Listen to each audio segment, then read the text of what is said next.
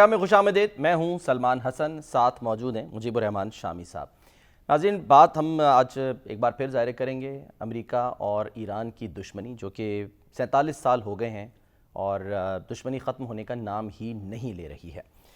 آج سے کئی سال پہلے یعنی 1982 میں جو سابق رہبر معظم تھے, جن کی ابھی تدفین ہوئی ہے, سید علی خامنہئی صاحب, جب وہ ایران کے صدر تھے تو ان کا 60 منٹس کے ایک صحافی نے انٹرویو کیا تھا, اور اس انٹرویو میں ایک سوال تو ان سے یہ ہوا تھا کہ جی آپ جو ہیں وہ روس مخالف ہیں, امریکہ مخالف ہیں, آپ اسرائیل مخالف ہیں اور عرب مخالف بھی ہیں, آپ کے دوست ہیں کون, یعنی کون سے ملک آپ کے دوست ہیں. اور ساتھ ہی وہ ایک بڑا مشہور سوال ہوا تھا کہ who is your worst enemy mister president. تو اس وقت سید علی خامنہئی صاحب نے جواب کیا دیا تھا, ذرا وہ دیکھیے. 1982 میں تو پوچھا کہ آپ کا بدترین دشمن کون ہے, تو اس وقت انہوں نے کہا تھا امریکہ. اور آج بھی ایسا ہی لگ رہا ہے. اب ان کے صاحبزادے رہبر اعظم ہیں, رہبر معظم ہیں مجتبیٰ خامنہئی صاحب, اور بظاہر ایسا لگ رہا ہے کہ یہ دشمنی فی الحال ختم نہیں ہو رہی. یہ دشمنی کب ختم ہوگی, کیسے ختم ہوگی, ظاہر ہے اس پر تو ہم آج بات کریں گے ہی. ساتھ ساتھ جو تازہ حملے ہوئے ہیں اس کا کوئکلی جو ہے وہ آپ کو بتا دیں کہ ایک تو یہ کہ ڈونلڈ ٹرمپ جو ہیں انہوں نے نئے حملوں سے متعلق جو ہے وہ دھمکی دے دی ہے یا بیان دے دیا ہے. اوول آفس میں گفتگو کر رہے تھے وائٹ ہاؤس میں, اور اس میں انہوں نے یہی کہا کہ جی ہم آج رات شدید حملے کریں گے, آج بھی کریں گے اور کل بھی کریں گے. کیا انہوں نے کہا وہ دیکھیے پہلے. اس کے علاوہ امریکی صدر ڈونلڈ ٹرمپ نے سیاسی تجزیہ کار اور میزبان ہیں, پوڈ کاسٹ کرتے ہیں, ہیو ہیوٹ, ان کو ایک انٹرویو دیا, اور فون انٹرویو تھا جس میں جب ان سے سوال ہوا تو انہوں نے کہا کہ جی امریکی فوج نے ایران میں کوہ کولانگ نامی مقام, جسے کولنگ غزلہ بھی کہا جاتا ہے, اس کو ہدف بنایا ہے. یہاں پر اس پہ جو ہیں وہ میزائل فائر کیے ہیں اور اسے مکمل تباہ کرنے کا ارادہ ہے. اور انہوں نے کہا کہ یعنی ڈونلڈ ٹرمپ نے کہ ہم اپنی اسپیشل فورسز اور جو دیگر تمام وسائل ہیں اس کے ذریعے ایران کی جوہری تنصیبات پر انٹیلیجنس کے اعتبار سے برتری رکھتے ہیں اور ہم ان کی کڑی نگرانی کر رہے ہیں. کوہ کولانگ ممکنہ اہداف میں سے ایک ہے, ایک ایسا ہدف جس کے داخلی راستے پر براہ راست ایک زبردست اور طاقتور حملہ کیا جا سکتا ہے. اور انہوں نے کہا کہ ان کا خیال ہے کہ آپ کو اس قسم کی کوئی کارروائی دیکھنے کو مل سکتی ہے. اور اس سے پہلے ایک خبر رساں ادارہ ہے وائی نیٹ, اس نے سیٹلائٹ تصاویر جو ہیں وہ جاری کی تھیں, جس سے ظاہر ہوتا ہے کہ زاگروس کی جو پہاڑی سلسلہ ہے وہاں پر واقع کوہ کولانگ نامی زیر زمین تنصیب جو ہے وہ بدستور فعال ہے. تو آخر یہ کیا ہو رہا ہے, کیا ایران جو ہے وہ دوبارہ نیوکلیئر ایکٹیویٹی کر رہا ہے؟ دوسری طرف اس نے جو آپریشن نصر ہے اس کی دوسری لہر کا آغاز کر دیا. اس کے تحت اس نے اردن اور بحرین میں رات کے اوقات میں امریکی تنصیبات کو نشانہ بنایا, جہاں پر میزائل حملے ہوئے اور ون وے ڈرون حملے جو ہیں وہ اس نے کیے, جس سے اسلحہ ڈیپو, سیٹلائٹ کمیونیکیشن سینٹر اور رہائشی سہولیات جو ہیں ان کو نشانہ بنایا ہے. جبکہ آبنائے ہرمز کی اگر بات کریں تو وہاں پر ایران کی جانب سے یو اے ای کے 2 آئل ٹینکرز پر مبینہ طور پر کروز میزائل سے حملہ کیا گیا ہے. یہ بڑی ایک حیرت انگیز اور خوفناک بات ہے.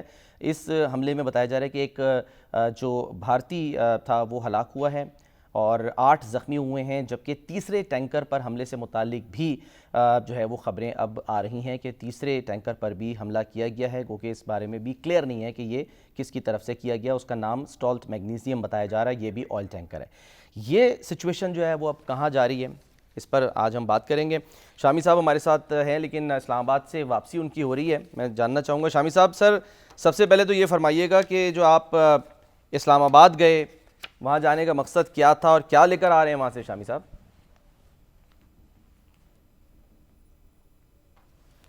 دیکھیں, ہماری آل پاکستان نیوز پیپر سوسائٹی, اس کی جو ایگزیکٹو کمیٹی ہے اس کی ملاقات تھی زورانے پر وزیر اطلاعات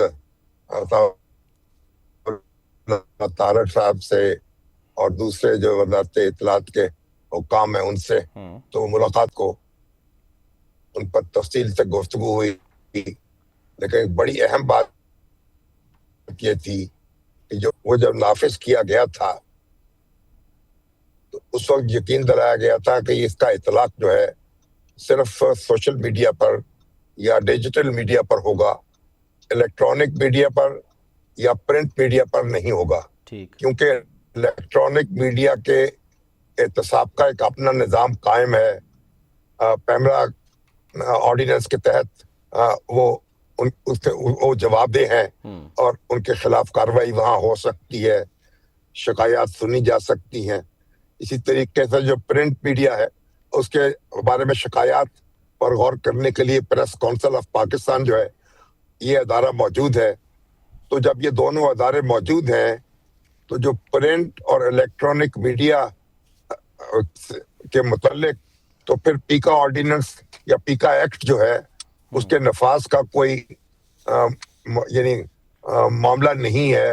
ایک بے تکی بات ہے اور ایک ہی معاملے میں آپ دو فورم نہیں بنا سکتے اور دو طریقہ کار تجویز نہیں کر سکتے سزاؤں کے. تو اس پر آج بھی تفصیلی گفتگو ہوئی اور وزیر اطلاعات جو ہیں انہوں نے ہمارے موقف سے اتفاق کیا کہ ہاں اسی طرح انڈرسٹینڈنگ ہوئی تھی، کیونکہ جو ڈیجیٹل میڈیا ہے یا جو سوشل میڈیا ہے اس میں تو معلوم ہی نہیں ہوتا کہ بعض اوقات پوسٹ کس نے کی ہے اور کس نے رائے زنی کی ہے اور وہ کہاں بیٹھا ہوا ہے، اس کا معاملہ اور ہے. اور پرنٹ کا معاملہ جو ہے وہ بھی ایڈیٹر کا بھی پتا ہے، پبلشر کا بھی پتا ہے، پرنٹر کا بھی پتا ہے، رپورٹر کا بھی پتا ہے. اور اسی طریقے سے الیکٹرانک میڈیا ہے اس کا بھی باقاعدہ لائسنس جاری ہوتا ہے، لائسنس ہولڈر کا پتا ہے، بات کرنے والے کا پتا ہے، بات نشر کرنے والے کا پتا ہے، اس کے ڈائریکٹر نیوز کا پتا ہے. تو اس لیے ان کا معاملہ بالکل الگ ہے اور ان کے خلاف جو بھی کسی کو شکایت ہو وہ ان کے خلاف اس طرح جو قائم فورمز ہے وہاں سنی جانی چاہیے. تو وزیر اطلاعات نے اس سے اتفاق کیا اور انہوں نے کہا کہ اس معاملے میں جو بھی ایک وضاحت کی ضرورت ہوگی قانونی طور پر وہ کر دی جائے گی. کل جو سینٹ کی جو کمیٹی ہے انفارمیشن کی اس نے بھی سائبر کرائم ایجنسی کے حکام کو طلب کر رکھا ہے اور میڈیا کے دوست بھی وہاں موجود ہوں گے. تو یہ معاملہ وہاں بھی زیر سماعت آئے گا. تو ہمیں امید ہے کہ جو پیکا ایکٹ ہے اس سے نجات مل جائے گی پرنٹ میڈیا کو اور الیکٹرانک میڈیا کو، اور اس طریقے سے یہ ایک بڑا یعنی اہم پیش رفت ہوگی آزادی صحافت کے حوالے سے اور آزادی اظہار کے حوالے سے. شامی صاحب یہ ذرا کلیئر کیجیے کہ آپ یہ نہیں کہہ رہے ہیں کہ الیکٹرانک میڈیا پر بھی اور اخبارات پر بھی جو ہے یہ یعنی کہ پیکا آرڈیننس نہیں لگ سکے گا، آپ یہ کہہ رہے ہیں؟ پیکا ایکٹ ہاں جی وہ نہیں لگنا چاہیے، کیونکہ یہ جو سوشل میڈیا ہے جو لوگ صرف اس میں اظہار خیال کرتے ہیں، جو وہاں یہ ویوز یا نیوز جو ہیں ان کے ذریعے پھیلاتے ہیں، یہ ان پر کارروائی ہونی چاہیے کیونکہ وہ کوئی رجسٹرڈ نہیں ہوتے، وہ ان رجسٹرڈ لوگ ہیں. آپ گھر بیٹھ کر بھی کوئی نہ کوئی نشریہ کر سکتے ہیں، کوئی نہ کوئی اظہار خیال کر سکتے ہیں. تو ان لوگوں پر کو فالو کرنا چاہیے سائبر کرائم ایجنسی کو.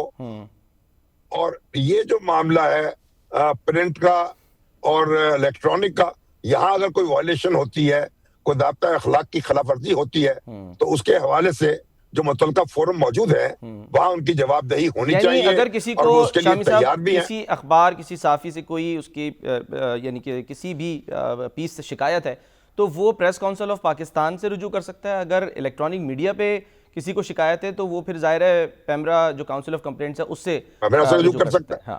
اور اس طرح جو آپ سول کورٹ بھی موجود ہے اور یعنی اس میں بھی جا سکتا ہے، ڈیفیمیشن کا مقدمہ بھی کر سکتا ہے اور ان اداروں میں جا کے فریاد بھی کر سکتا ہے. ابھی آپ نے دیکھا ہے کہ یعنی ایک جو ٹیلی ویژن نیٹ ورک ہے اس سے شکایت پیدا ہوئی تو اس کے خلاف کارروائی کی گئی، اس کو 15 روز کے لیے بند کیا گیا، 1 کروڑ روپے جرمانہ کیا گیا. تو اور جو کارکن ہیں ان کے خلاف بھی انضباطی کارروائی ہوئی اور ان کو بھی ملازمتوں سے برخاست کیا گیا. یہ سب کارروائی جو ہے جب وہ ادارے موجود ہیں تو پھر دوسرے کسی فورم کو یہ تکلیف کیوں دی جائے کہ وہ اس میں اپنا خام خواہ دخل در ماخوذ. تو اس سلسلے میں شامی صاحب کوئی مزید کوئی مشاورت ہوگی یا یقین دہانی کرا دی ہے طارق صاحب نے کہ دیٹس اٹ یہ اب ایسا ہی ہوگا جیسا آپ بتا رہے ہیں؟ اس پہ بہت مشاورت ہو چکی ہے، ایک اس کا طویل پس منظر ہے.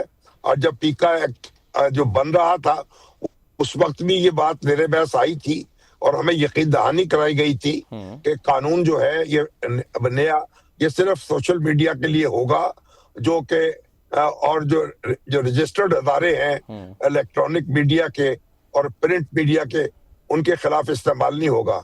ابھی تو آپ یہ بھی دیکھیے کہ پیمرا نے یہ بھی ایک حکم جاری کیا ہے کہ یعنی جن کارکنوں نے اس جو کوتاہی ہوئی ہے کہ الیکٹرانک میڈیا کے چینل میں، تو اس میں ان کو تاحیات کسی میڈیا ہاؤس میں ملازمت نہیں کر سکیں گے۔ اب یہ کوئی بات مجھے تجاوز نظر آتی ہے، اور تاحیات آپ کسی کو یعنی سزا دے دیں، لیکن ہمارا کوئی عدالت میں جا سکتا ہے، اس کو چیلنج کر سکتا ہے۔ تو ہمارا یہ ایک آپ نے دیکھا کہ ایک بڑی مؤثر کارروائی پیمرا نے کی ہے، اور اسی طریقے سے پریس کونسل جو ہے وہ بھی ایک مؤثر ادارہ ہے جو اپنا کردار ادا کر رہا ہے۔ ٹھیک ہے۔ اچھا شامی صاحب، ہم خالد چشتی صاحب ان کو بھی ویلکم کرتے ہیں، وہ بھی آج ہمارے اس پروگرام کا حصہ ہیں، اور اب میں ذرا آنا چاہوں گا ایران کے معاملے پر۔ خالد چشتی صاحب، سر، جو ہم نے گفتگو دکھائی خامنائی صاحب کی، سید علی خامنائی صاحب کی 1982 کی، اس میں وہی کہہ رہے ہیں کہ جی بدترین دشمن کون ہے؟ امریکہ۔ آج ایک بار پھر وہی حالات، 47 سال گزر گئے، اور اب جبکہ وہاں پر بقول امریکہ کے کہ جی ہم نے تو رجیم چینج کر دی ہے، تو ان کے صاحبزادے آئیں، تو ہم کیا سمجھیں یہ جو دشمنی ہے اب مزید آگے چلتی رہے گی، اور اس کے جو آثار ہیں وہ ہمیں نظر آ رہے ہیں، جس طرح سے یہ جو ایم او یو ہے وہ بھی بالکل اس وقت یہ کہا جا رہا ہے کہ اس کو آپ تقریباً ختم سمجھیں، اور حتمی معاہدہ پتہ نہیں کیسے ہوگا، کب ہوگا، تازہ حملے ہو رہے ہیں، کروز میزائل ڈرونز کا استعمال ہو رہا ہے دونوں جانب سے، یعنی کہ ایک طرف سے تو کروز میزائل چل رہے ہیں، دوسری طرف سے ون وے اٹیک کرنے والے ڈرونز جو ہیں اس کا استعمال کیا جا رہا ہے۔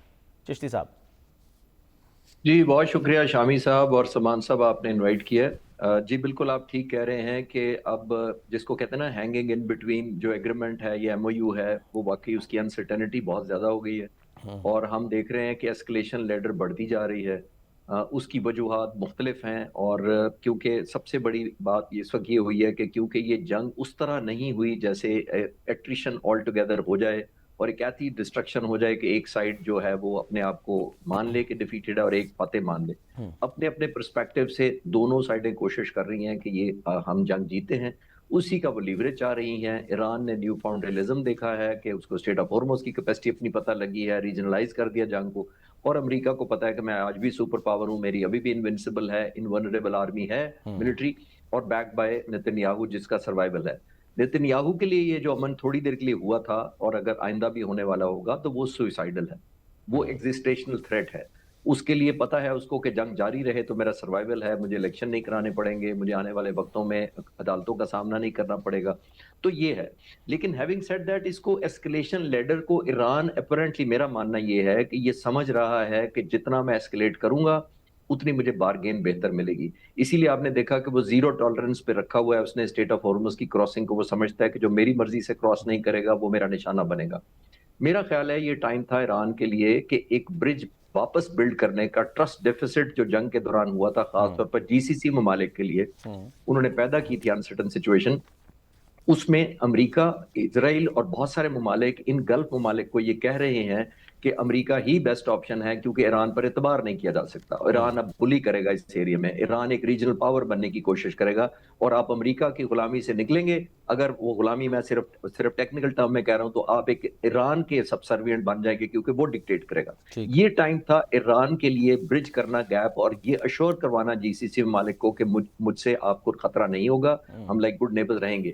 آخری جملہ اس کے اوپر بڑا امپورٹنٹ ہے، میں عرض کرتا چلوں، میرا خیال یہ ہے کہ شارٹ ٹرم جو ایران کو اس وقت ایڈوانٹیج نظر آ رہا ہے یا گین نظر آ رہا ہے مینیفیسٹیشن کر کے، مجھے لگتا ہے کہ لانگ ٹرم ایران کو ریلائز کرنا چاہیے کہ ضرور ان کے لوگوں نے کروڑوں کی تعداد میں، لاکھوں کی تعداد میں جنازے میں شرکت کی ہے ایت اللہ خامنائی کی، وہ اپنی جگہ ٹھیک ہے، لیکن لیڈر جو ہیں وہ اپنے عوام کے ایموشن کے ساتھ خود کیریڈ اوے نہیں ہو جاتے، وہ ایک بیلنس کرتے ہیں، اپنی قوم کو ایجوکیٹ کرتے ہیں، اس کو کانسیکوینشل ایک ایجوکیشن کرتے ہیں ان کی، اور میرا خیال یہ ہے کہ ایران کو ریلائز کرنا چاہیے کہ جو شارٹ ٹرم گین ان کو لگ رہا ہے اس کی شاید ایران کو زیادہ پرائس دینی پڑے، کیونکہ اب ایلیمنٹ آف آئسولیشن زیادہ ایران کی طرف ہوگا جو پہلے ایران کو ایک چشتی صاحب سمپتھی یہ حاصل جو کی second round میں۔ انتقام کی جو بات کی جا رہی ہے کہ جی اب انتقام جو ہے وہ لیا جائے گا، ایک ایرانی اخبار میں 13 رہنماؤں کی لسٹ جو ہے وہ بھی شائع کی گئی، اور خود جو مجتبیٰ خامنہئی صاحب ہیں انہوں نے بھی یہی بیان دیا تدفین کے فوری بعد.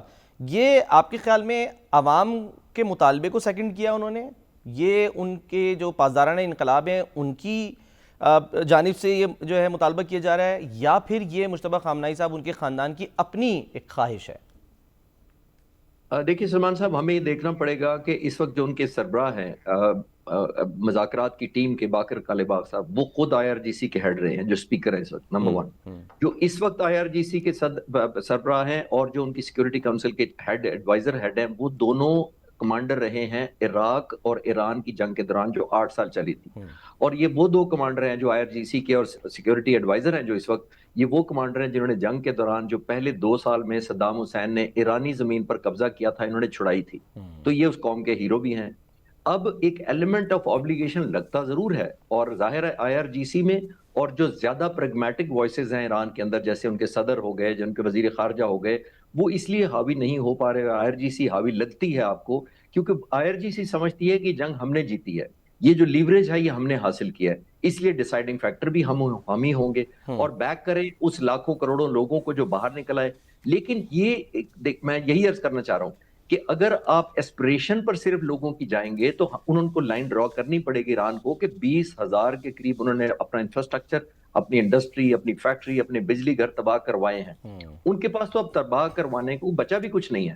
تو اپنی انہوں نے ایک سیوک لائف بھی سسٹین کرنی ہے، ان کو کاسٹ کرنی چاہیے. کم از کم اس ریجن کے اندر ان کو ایک گڈ ول کریٹ کرنی چاہیے. جو سپیس انہوں نے لوز کی تھی وہ انہوں نے ادھر بھی ری گین کریں، کیونکہ گلوبل ریلیونس انہوں نے حاصل کر لی ہے، اب ریجنل ریلیونس ضرور حاصل کرنی چاہیے. ٹھیک ہے شامی صاحب. سر کل ڈونلڈ ٹرمپ تو کہہ رہے تھے کہ جی جو آبنائے ہرمز ہے اس پر ایران تو کیا لے گا ٹول، ہم جو ہیں وہ فیس چارج کریں گے. اب دوسری طرف ہم یہ دیکھ رہے ہیں کہ جو حملے ہو رہے ہیں وہ بڑے تشویشناک ہیں، کیونکہ متحدہ عرب امارات کی جو وزارت دفاع ہے اس نے کہا ہے کہ جی آبنائے ہرمز سے گزرتے ہوئے عمانی حدود میں 2 آئل ٹینکرز کو ایرانی کروز میزائلوں کے ذریعے نشانہ بنایا گیا ہے. ایک ممباسا بی کے نام سے ہے ایک ٹینکر، اور ایک جو ہے وہ الباحیہ کے نام سے. ان دونوں ٹینکرز کو جو ہے نقصان پہنچا، ایک اس میں بھارتی جو ہے وہ ہلاک بھی ہوا ہے، کئی زخمی اس میں بتائے جا رہے ہیں. شامی صاحب یہ کتنا تشویشناک ہے، کیونکہ دوران جنگ بھی جب چل رہی تھی اس میں بھی یو اے ای کو ہی سب سے زیادہ نقصان پہنچایا تھا ایران نے. بھی تو آپ دیکھیں نا کہ سعودی عرب جو ہے جی وہ اس پر بھی ایک شکایت ہے کہ یمن سے حوثیز نے اس پہ حملہ کیا ہے. جی ہاں.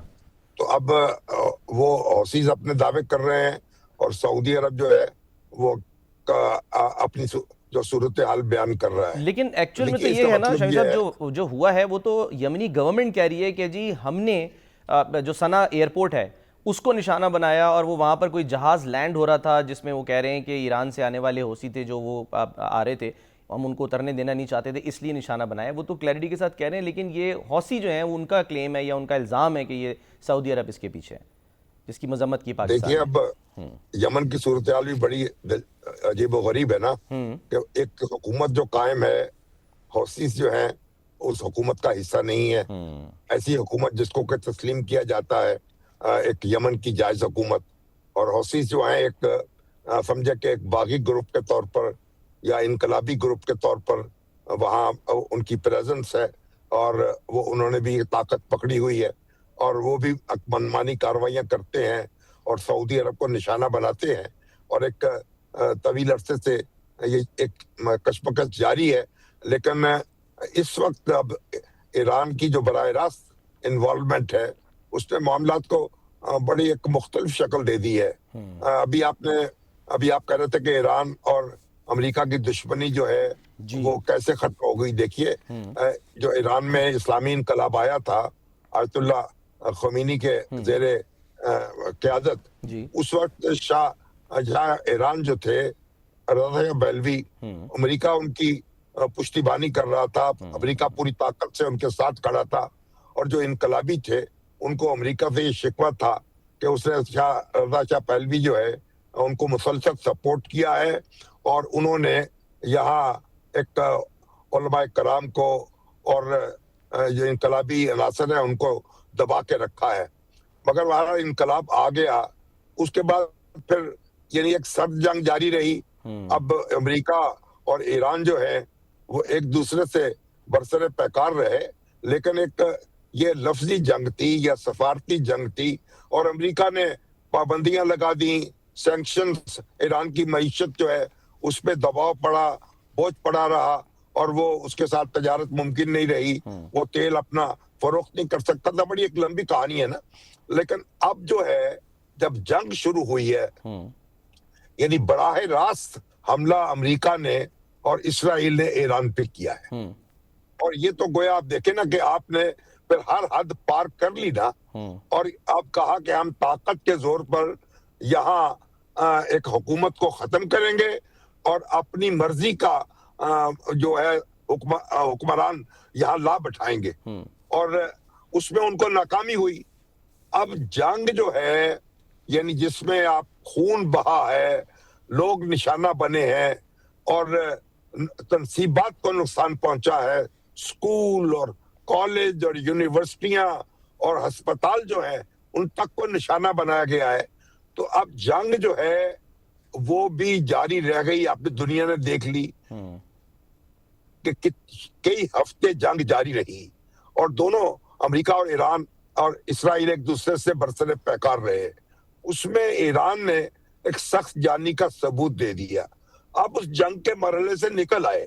اب ایران میں اور امریکہ میں ایک جنگ بندی ہو گئی, عارضی جنگ بندی. اب اس میں ثالث جو تھے, پاکستان بھی ثالث تھا, قطر بھی تھا, دوسرے دوست ممالک کی کوششیں بھی تھیں. اب جنگ بندی ہو گئی عارضی, اس کو مستقل بنانا تھا, اب معاملات کو سنبھالنا تھا, اور جو گزشتہ کئی اشروں کی تلخی تھی اس کو کم کرنا تھا. تو اب تو ایک دوسرا راستہ جو ہے اس پہ سفر شروع ہو گیا, اور آبنائے ہرمز جو ہے 60 دن کے اندر اندر اس کے نئے انتظامات ہونے تھے. اب جو جنگ شروع ہوئی ہے, اب یہ بظاہر اس کا یعنی کوئی جواز نظر نہیں آ رہا. فریقین ایک دوسرے پہ الزام لگا رہے ہیں, لیکن الزام لگانے والوں کو جو ثالث سے ان سے رابطہ کرنا چاہیے تھا, اور اپنی فریاد ان تک پہنچانی چاہیے تھی, اور اپنی شکایت ان تک پہنچانی چاہیے تھی. تو اب جو جنگ بندی تھی اب اس کو آگے بڑھانا تھا, اور ایران کا بھی یہ امتحان تھا اور امریکہ کا بھی امتحان تھا. اب مسئلہ یہ آپ دیکھیں, یہ جنگ لڑی جا رہی ہے ایران کی سرزمین پہ, امریکہ کی سرزمین پہ نہیں لڑی جا رہی, اسرائیل کے اندر نہیں لڑی جا رہی. اسرائیل کے تو پھر بھی کوئی میزائل پہنچے ہیں, ڈرون پہنچے ہیں, اس پہ کچھ نہ کچھ اس کا نقصان ہوا ہے, لیکن امریکہ تو دور بیٹھا تماشا دیکھ رہا ہے. تو اب ایسی صورت میں آپ نے ایک دوسرے سفر کا آغاز کیا تھا, امن کے راستے پہ چلے تھے, جس کے نتیجے میں گزشتہ 47 سال کے جو نقصانات ہیں ان کا ازالہ ممکن تھا, اور ایران کے لیے ایک نئی اوپننگ ہو رہی تھی. مگر اب جو صورتحال پیدا ہوئی ہے اس نے ایک غیر یقینی کو جنم دے دیا, اور جو خلیجی ممالک ہیں اور جو سعودی عرب خاص طور پر جن کے ساتھ ایران کا ایک اعتماد کا رشتہ تھا, اور سعودی عرب نے اپنے آپ کو بہت سنبھال کے رکھا ہے, اور پاکستان کے ساتھ اس کا دفاعی معاہدہ بھی ہے, اور پاکستان نے بھی پوری کوشش کی ہے. شامی صاحب مجھے اجازت دیجیے گا, اب ایک بریک لینے, یہ ہم بات جاری رکھیں گے کہ یمن میں امن اگر نہیں رہتا تو پاکستان کے لیے کتنا چیلنجنگ ہوگا, اس پر ہم بات کریں گے اس بریک کے بعد.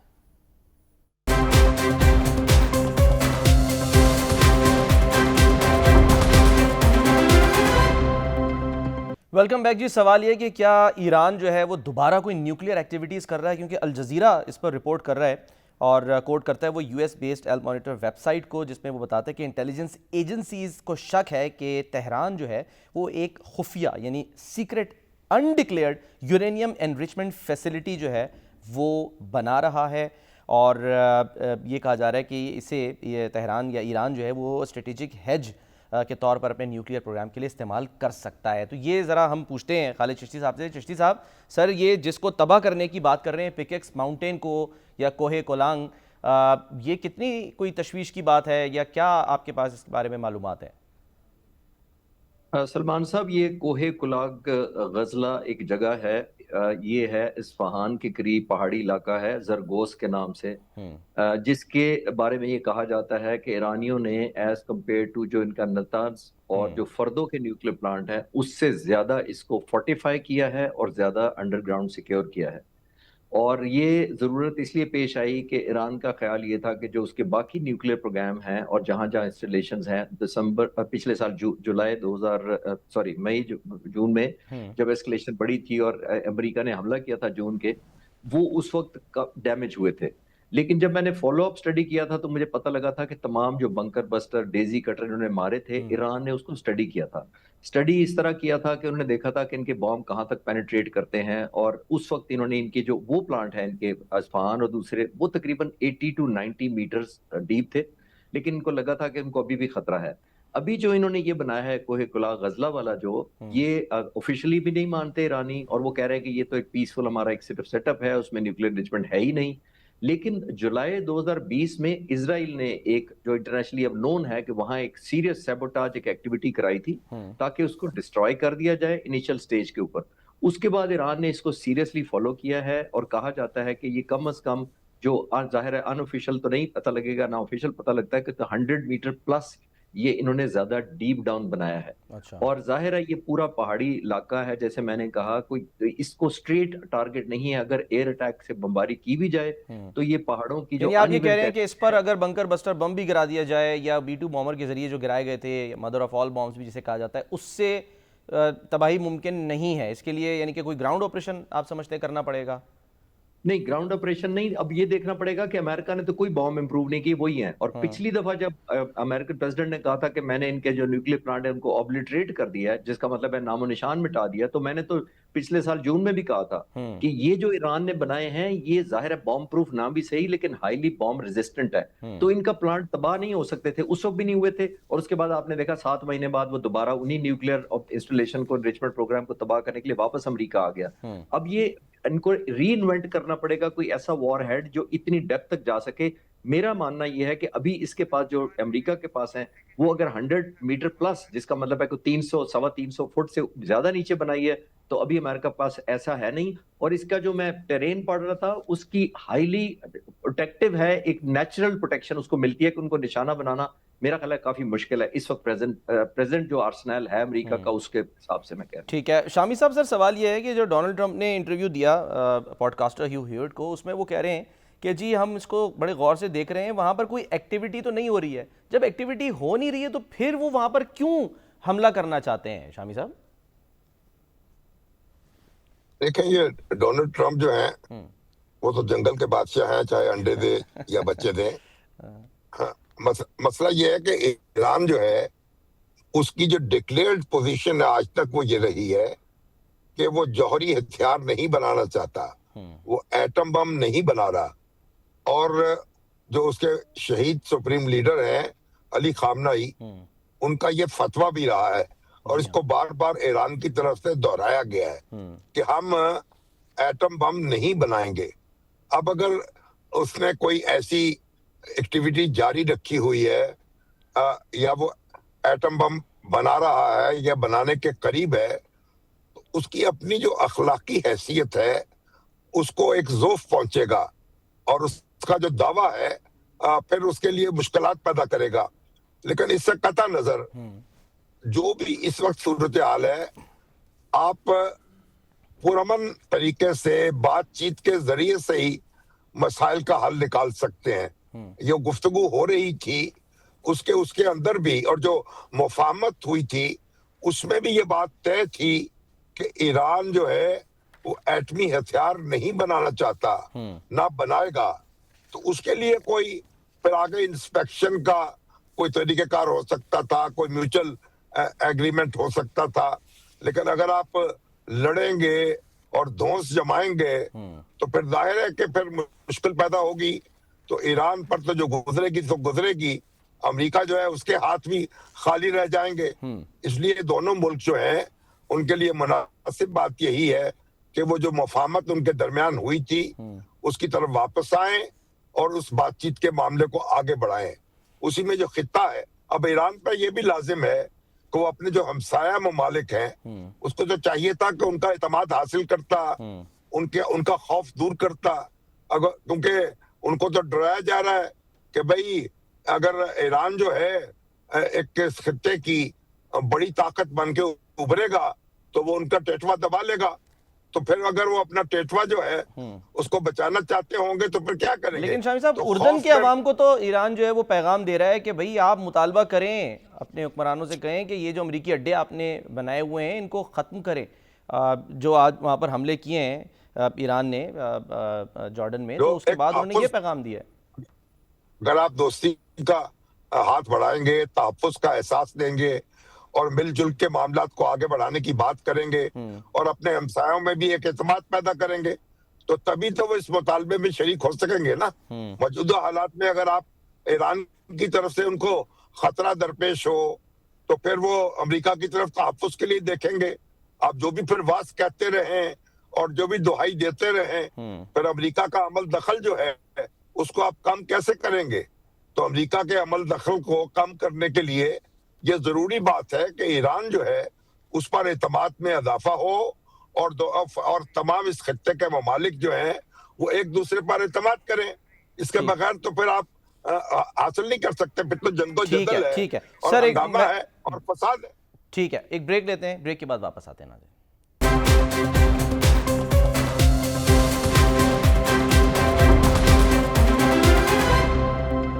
پروگرام کا وقت ہے، ناظرین اپنا خیال رکھیے، اللہ حافظ۔